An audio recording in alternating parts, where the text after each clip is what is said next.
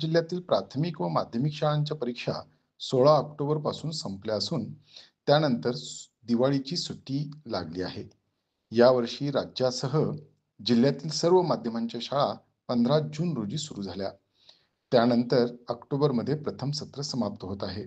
16 October नंतर शाळांना दिवाळीची सुट्टी मिळाली आहे. 17 दिवस शाळांना सुट्टी असल्याने अनेक विद्यार्थ्यांच्या पालकांनी फिरायला जायचे नियोजन केले आहे. काही विद्यार्थ्यांनी मामाच्या गावाला जाण्याचे ठरवले आहे, तर काही विद्यार्थी दिवाळीच्या सणानिमित्त घराच्या अंगणामध्ये किल्ला करण्याच्या कामात मग्न असल्याचे दिसून येत आहे.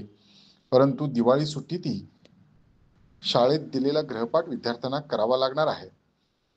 दिवाळीच्या सुट्टीनंतर माध्यमिक शाळा 1 नोव्हेंबर पासून तर प्राथमिक शाळा 3 नोव्हेंबर पासून सुरू होणार आहेत.